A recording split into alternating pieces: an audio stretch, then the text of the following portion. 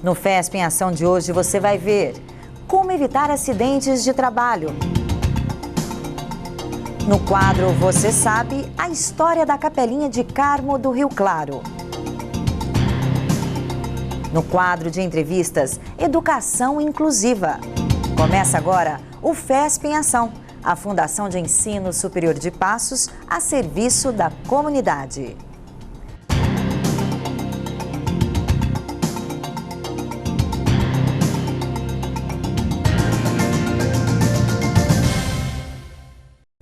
O FESP em Ação está iniciando hoje uma nova programação, com novos quadros e muita informação para você e sua família. Veja agora uma reportagem sobre acidentes de trabalho, onde são tratados os pacientes e quais são as medidas preventivas para oferecer mais segurança ao trabalhador. Todos os anos, centenas de trabalhadores são afastados das suas funções após sofrerem algum tipo de acidente de trabalho. Quando estes casos acontecem, o CEREST, o Centro de Referência na Saúde do Trabalhador para Passos e mais 17 cidades da região, entra em ação. Todo acidente que acontece na indústria moveleira, nas grandes indústrias que nós temos aqui na nossa região, passa pela atenção primária. Logo na triagem da atenção primária, o CEREST vai com a sua investigação, seu auxílio, para saber qual é o motivo desse acidente, qual foi a repercussão desse acidente, se o maquinário está errado ou se foi o trabalhador que está fora das normas, das normatização, sem as NBRs. E o CEREST apoia todas dessas formas. Hoje aqui no CEREST nós temos a equipe de fonoaudiólogo, nós temos a fisioterapeuta, nós temos também a psicóloga, tudo isso é um apoiador referencial do CEREST mesmo. Em algumas atividades na região, os acidentes e problemas de saúde do trabalhador são recorrentes, principalmente nas empresas informais. Infelizmente, nós temos trabalhos formais e informais, e um grande índice de acidente de trabalho nessas indústrias informais. Corte, perfuros de membros superiores, inferiores. Na nossa região nós temos um grande problema aqui de silicose também, que é a causa da poeira, nas regiões de Ventania, Alpinópolis, conhecida cidade, Guapé também tem esse problema também. Então, infelizmente, nós temos muita notificação nesse problema de acidente de trabalho.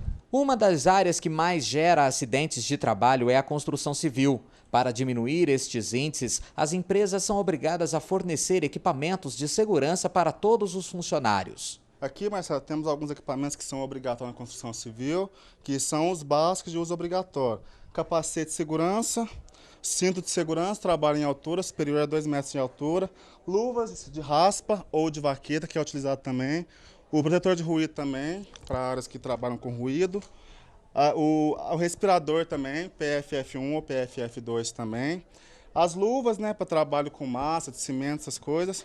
E também fita zebrada, óculos também de segurança de uso obrigatório e a botina. Além do uniforme também, que é obrigado a fornecer para todos os funcionários também da construção civil.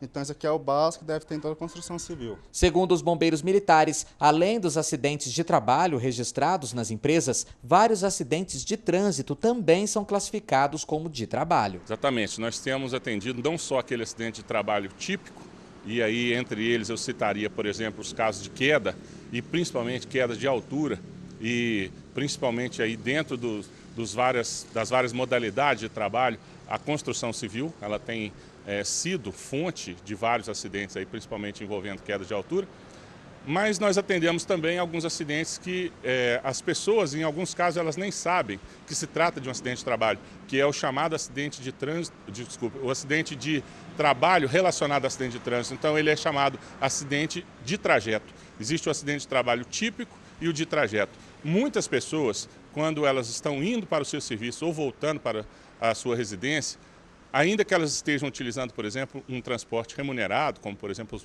mototáxis, ou que ela esteja na sua própria condução e acontece um acidente de trânsito, ela sendo socorrida pelo Corpo de Bombeiros, existe um campo no nosso boletim de ocorrência, que é justamente para citar se ela estava em trabalho, como os mototaxistas ou motoentregadores, ou então se ela estava em trânsito, o que seria considerado também um acidente de trabalho de trajeto. Em casos de acidentes de trabalho, o bombeiro explica o que deve ser feito com a vítima. Acontecendo um acidente de trabalho com você ou próximo a você, O ideal é que a pessoa não movimente a vítima de forma errada, porque principalmente nos casos de trauma, nos casos de queda, ou então nos casos de esmagamento, ou então de algum objeto que tenha caído ou passado sobre parte do corpo da pessoa, nesses casos, ainda que haja a necessidade do socorro urgente, mas a movimentação errada pode deixar a vítima até com sequelas piores da que foi o acidente. A primeira orientação, então, é se acontecer o acidente com você e você estiver consciente, não deixe que ninguém encoste em você, movimente você, peça para alguém ligar imediatamente para o Corpo de Bombeiros pelo telefone 193. E a outra recomendação seria exatamente para a prevenção. Nós sabemos que é muito mais fácil a pessoa prevenir o acidente de trabalho, principalmente aí nos casos que nós já citamos, da construção civil, das quedas de altura, pelo uso dos equipamentos de proteção individual. Se você perceber que está correndo risco de sofrer algum acidente no local de trabalho por falta de equipamentos ou até mesmo condições, entre em contato com o Sereste pelo telefone 35-3522-9266 ou pessoalmente na Avenida Dr. Breno Soares Maia, 803, na cidade de Passos. No total, 18 cidades da região são atendidas pelo órgão que investiga casos de acidentes e também orienta os trabalhadores sobre o que fazer em cada caso. No próximo bloco, um pouco de história. Você vai conhecer a história da Capela Senhor Bom Jesus dos Passos, em Carmo do Rio Claro, a Capelinha do Carmo, já após o intervalo.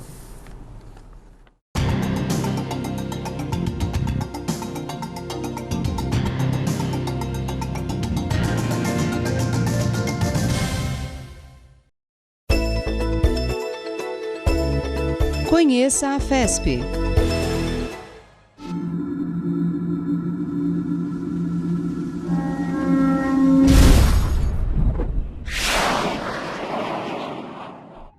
Centro de Ciências da FESP.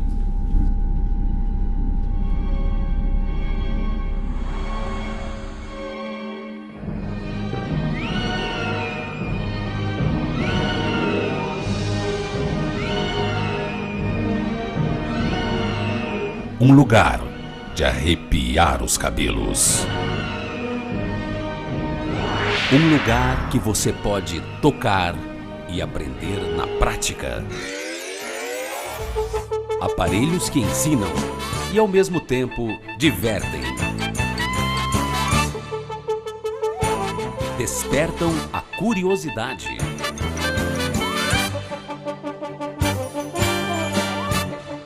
Cenário da Mata Atlântica. Cerrado. Sala Verde. Experimentoteca. Conheça a vida dos insetos. Personagens interessantes.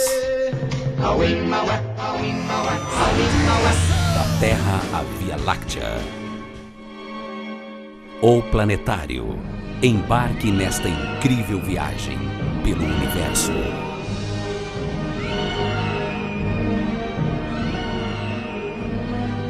Centro de Ciências da FESP. Um mundo de conhecimento para você.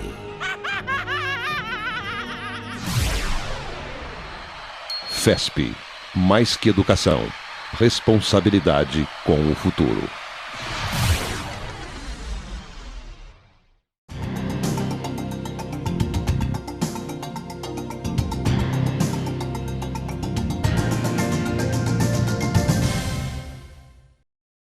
Você está assistindo ao FESP em Ação, a Fundação de Ensino Superior de Passos, a serviço da comunidade. E nós vamos agora a Carmo do Rio Claro, uma das cidades onde é transmitido o FESP em Ação e que é tradicionalmente conhecida por seus doces e artesanato. E não é só por isso.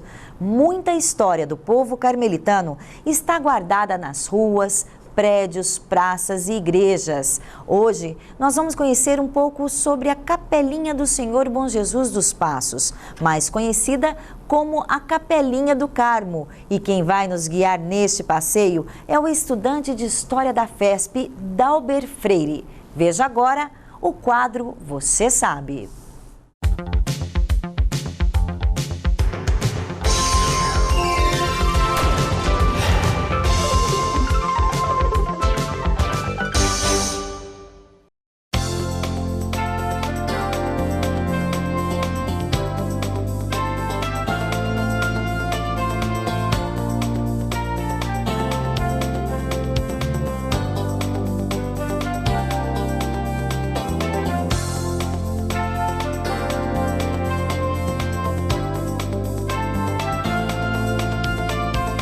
Olá! Você sabia que a Capela de Nosso Senhor dos Passos, localizada na Praça Irmãos de São Gabriel, sem número, Cascalho, na cidade de Carmo do Rio Claro, de propriedade privada eclesiástica da Paróquia de Nossa Senhora do Carmo, trata-se de uma edificação de grande importância histórica e cultural de nossa cidade.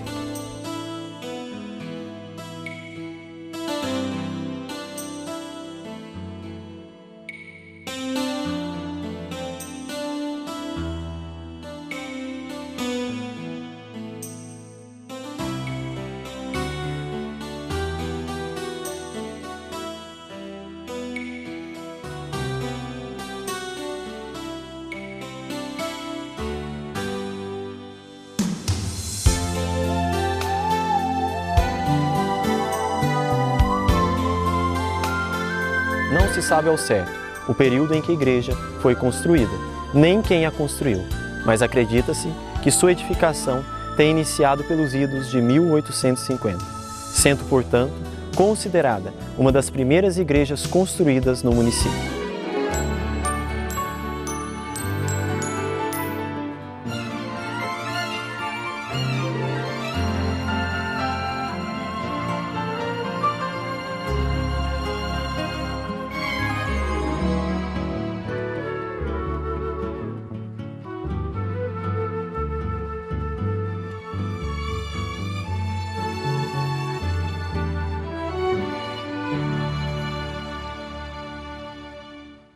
Ao que foi indicado, a igreja, desde a sua feitura, não sofreu nenhuma mudança significativa que alterasse sua estrutura e aparência. A Capela de Nosso Senhor dos Passos é tida como mais um local de devoção religiosa e como patrimônio comum dos carmelitanos, devido à beleza arquitetônica e relevância histórica que detém. Nela também se encontra a imagem bicentenária do Nosso Senhor dos Passos.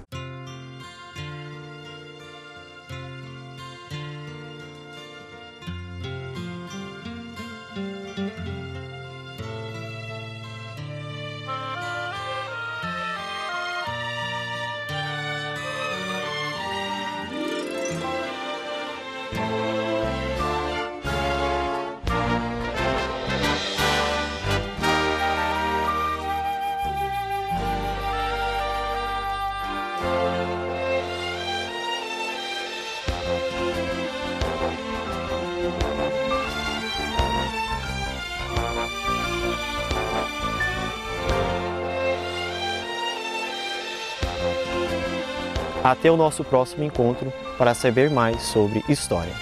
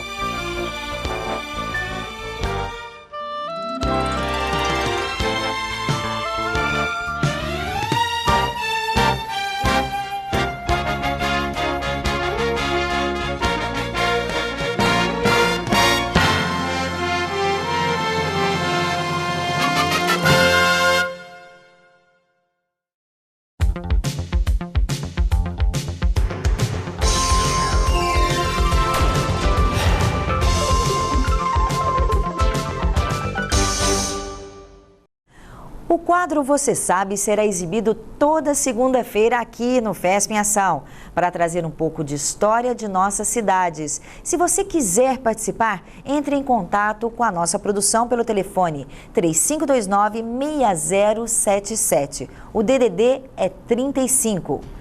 E no próximo bloco, professores discutem os desafios da educação inclusiva. Já, após o intervalo.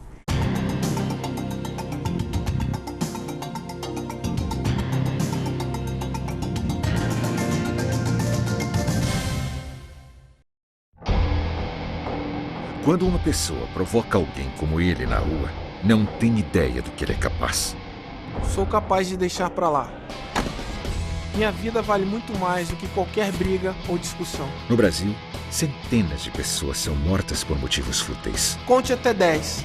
A raiva passa e a vida fica. Paz. Essa é a atitude.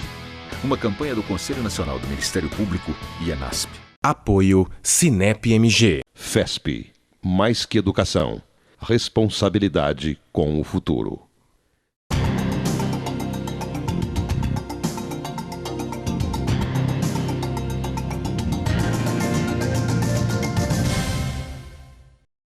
De volta com FESP em Ação, a Fundação de Ensino Superior de Passos, a serviço da comunidade.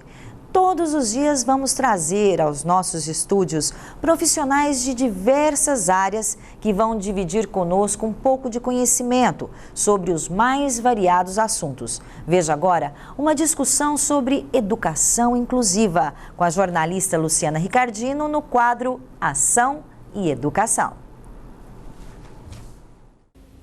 Olá pessoal, hoje nós vamos falar sobre educação inclusiva. As nossas convidadas são as pedagogas Gelcira Augusta Ribeiro da Silveira, que é psicopedagoga da FESP. Muito obrigada, Gelcira, pela sua presença.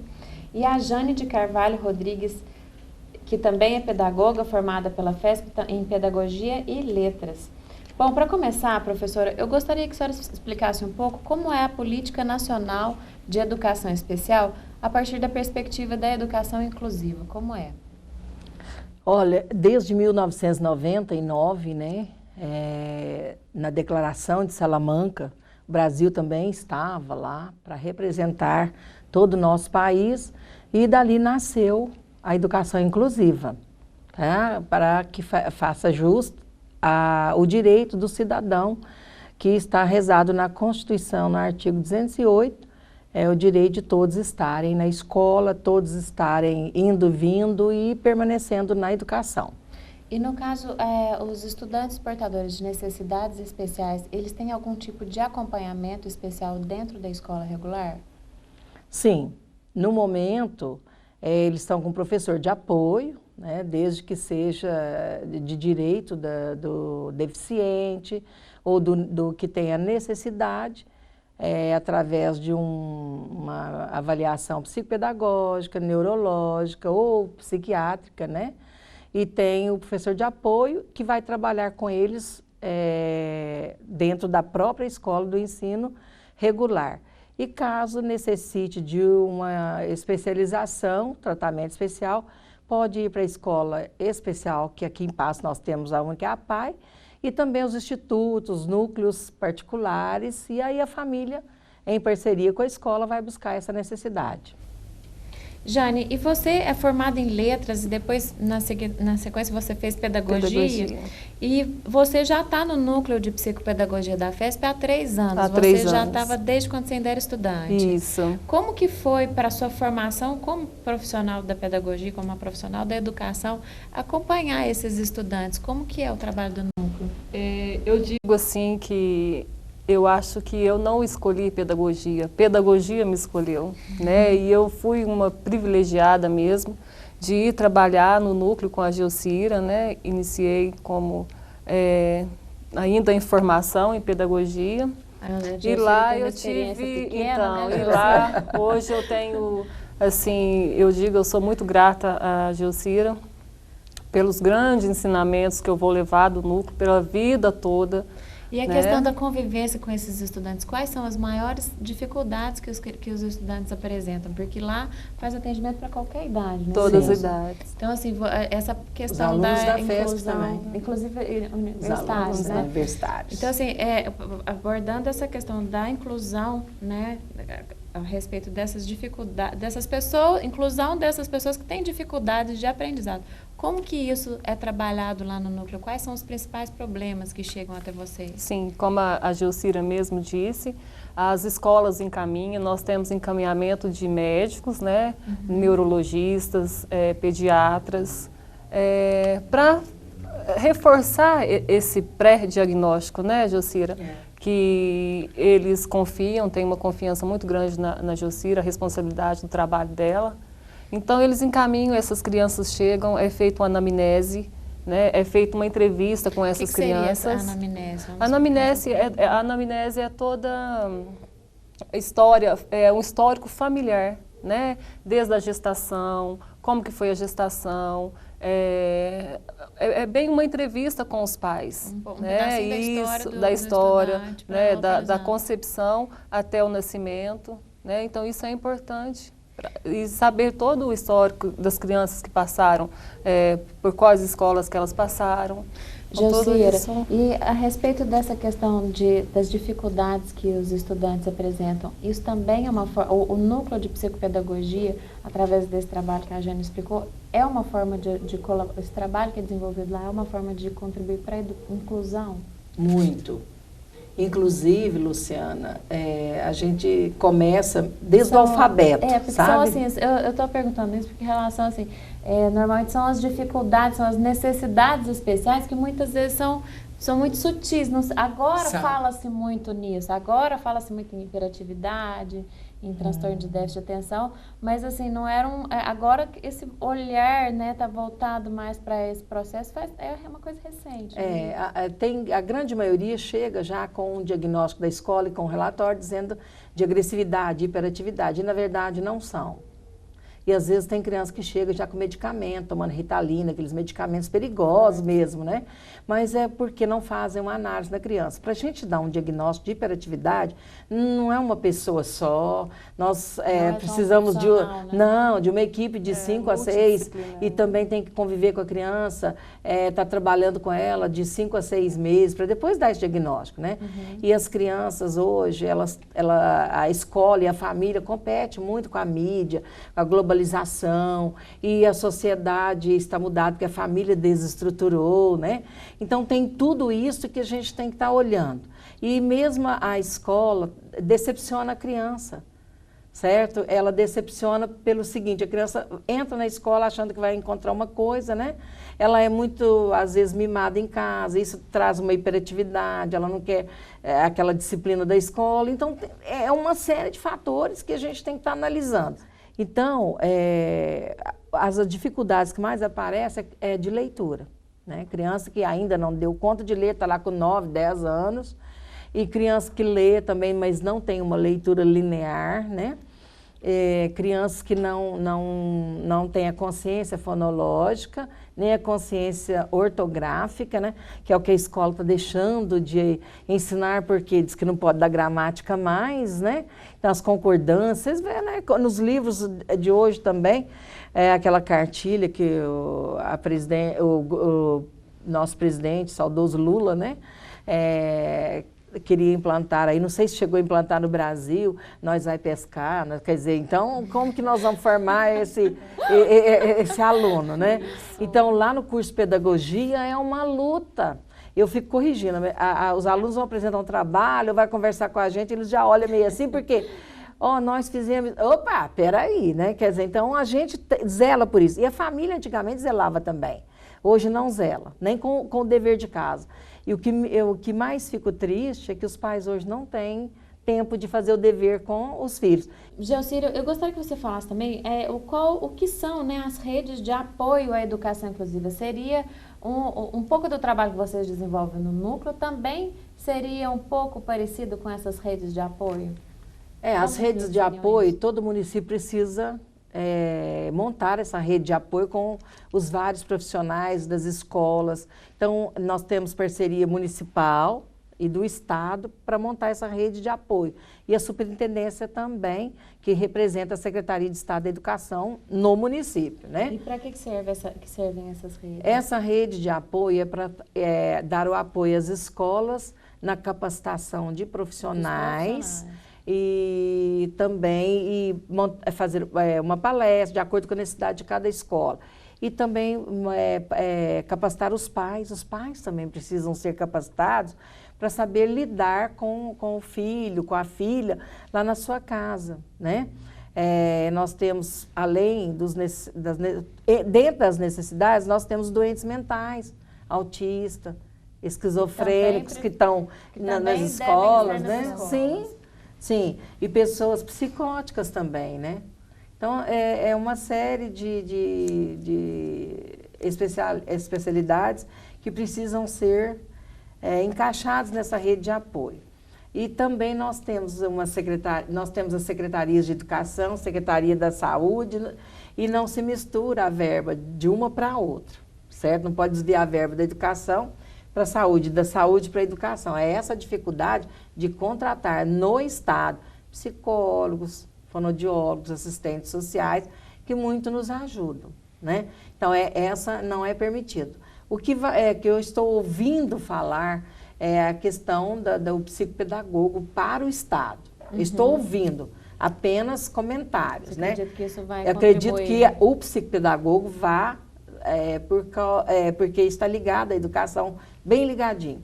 Já no município tem um projeto aprovado pelos vereadores, na primeira gestão do doutor Hernani, que a Orlanda, né, estava na secretaria.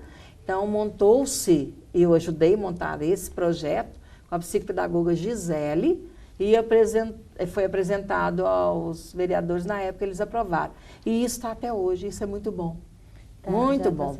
Bom, Geocira, muito obrigada pela sua participação. Nosso tempo está chegando ao fim. Eu queria saber, Jane, se você gostaria de comentar, sim, só para encerrar, fazer algum comentário a respeito dessa questão da educação inclusiva e também que passasse o endereço, os telefones para contato do atendimento no nosso núcleo de psicopedagogia. Para todos que precisarem, né? É só nos procurar na 3 de maio, na rua 3 de maio, número 33, ou pelo telefone 3529-8009. Né, qual é o horário de atendimento? Das 8 ao meio-dia, das 14 às 18. Mesmo quem não tem, é necessário o encaminhamento ou de um médico ou de um professor? Não necessariamente. Não necessariamente. A família também pode, isso pode. Sim. Nós só solicitamos à família que leve um relatório da escola, né? Isso pode ser pedido para a professora, pode ser manuscrito, não precisa ser nada formal, de como a criança apresenta na escola. Quais as queixas que a escola tem da criança, né? Para chegar com o relatório, porque na anamnese, feita a avaliação, vai poder ver, né, o que a escola fala sobre a criança e a Geocira ter uma contrapartida, né, assim, para um trabalho, né? Jane, muito obrigada, Geocira, pela participação. Já fica o convite de uma nova discussão sobre esse assunto, que eu acredito que tem muita gente que pode, né, se interessar, inclusive, em conhecer e participar também do serviço que são oferecidos pelo Isso, que venha conhecer o núcleo, importante. Com certeza. Bom, Larissa, então agora com você. O FESP em Ação fica por aqui. Acompanhe nossa grade de programação, que agora vai trazer vários assuntos e você pode participar pelo telefone 3529-6077 ou pelo e-mail fespemação@fespmg.edu.br. E até amanhã!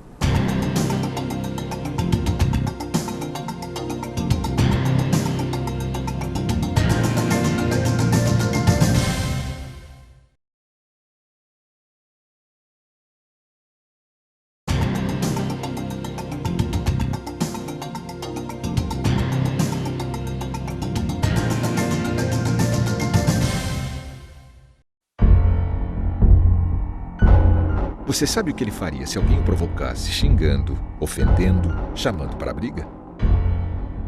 Nada. Minha vida vale mais do que qualquer briga ou discussão. No Brasil, centenas de pessoas são mortas por motivos fúteis. Conte até 10. A raiva passa, a vida fica. Paz. Essa é a atitude. Uma campanha do Conselho Nacional do Ministério Público e ENASP. Apoio Sinep-MG. FESP.